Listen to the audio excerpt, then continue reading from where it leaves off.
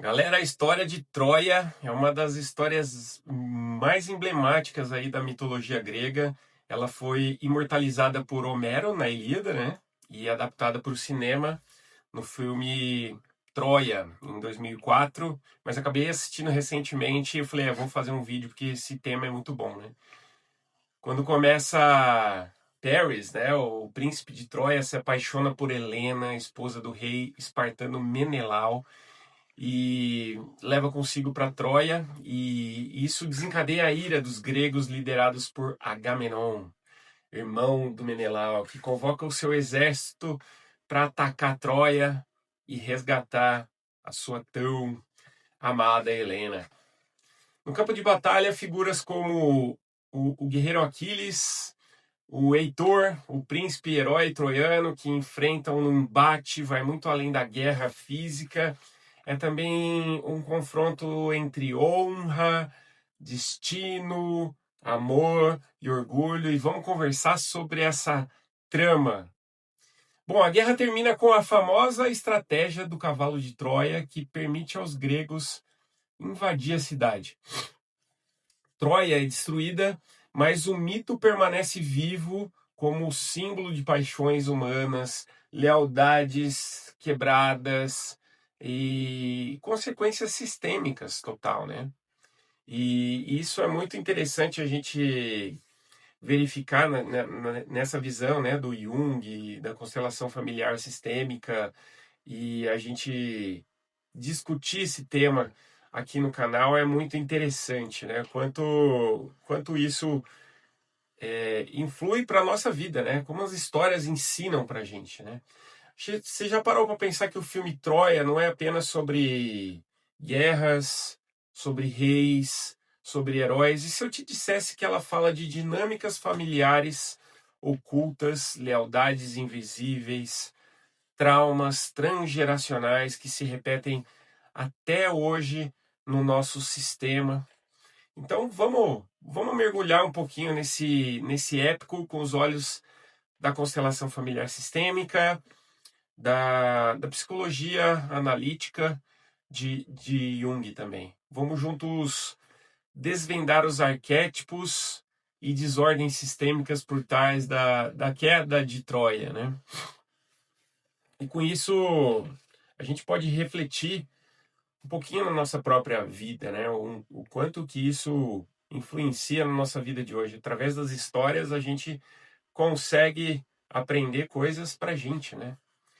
O Jung, ele acaba ensinando para nós que a gente partilha de um inconsciente coletivo, onde acaba vivendo esses arquétipos, que são padrões universais que moldam os comportamentos e histórias em todas as culturas. E no filme Troia, a gente encontra esses arquétipos em ação, né? O Aquiles é o arquétipo do herói solar que busca a imortalidade pela glória, mas ao mesmo tempo ele é escravo da sua raiva, escravo do seu orgulho. O Heitor é o pai protetor, né, que luta pelo povo, pela ordem, mesmo sabendo que vai morrer. O Paris, né, que é o amante da Helena, ele é um amante inconsequente, né, que rompe vínculos em nome do prazer.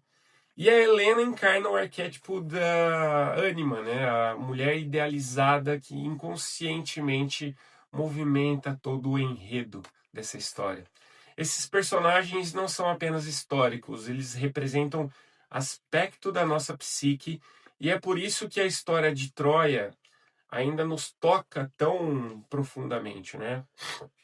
E como eu assisti recentemente, está fresco aqui na minha cabeça essa história, e eu achei que vale a pena, né, a gente colocar essa dinâmica junto, né? Como filme antigo, acredito que a maioria aqui que está vendo aqui já assistiu o filme, então eu posso dar spoiler. Filme de 2004, né, galera? Segundo a constelação familiar sistêmica de Bert Hellinger, todo sistema familiar tem leis invisíveis chamado ordens do amor.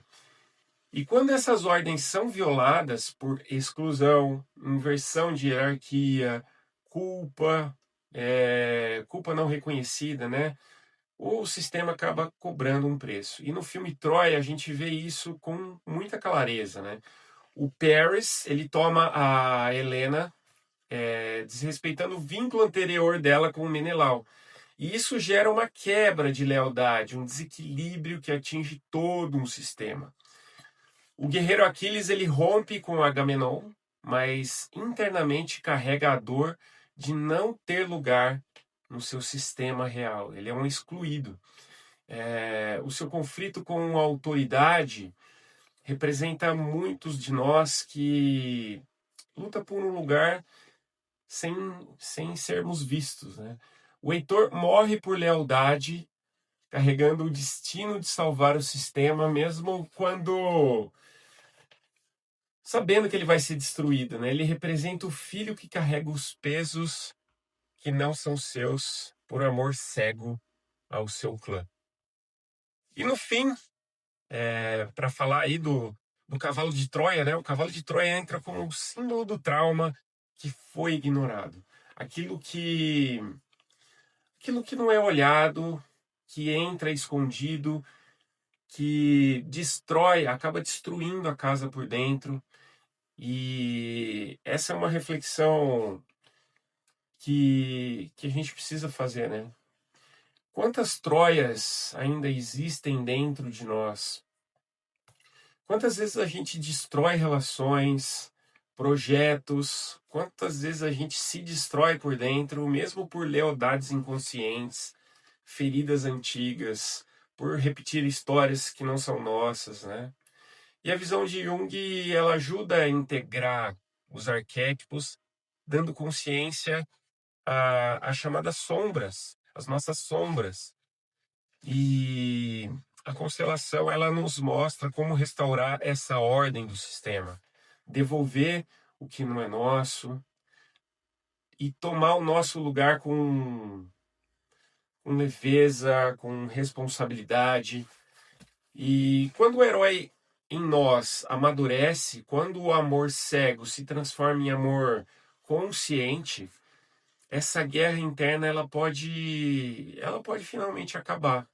E a paz pode voltar à nossa Troia interna, dentro de nós. Isso é muito importante a gente refletir, a gente saber que a gente precisa restaurar essa ordem. É isso, galera. Se esse conteúdo tocou você, deixa um like, compartilha, comenta aqui. E qual personagem de Troia representa o seu momento de vida hoje?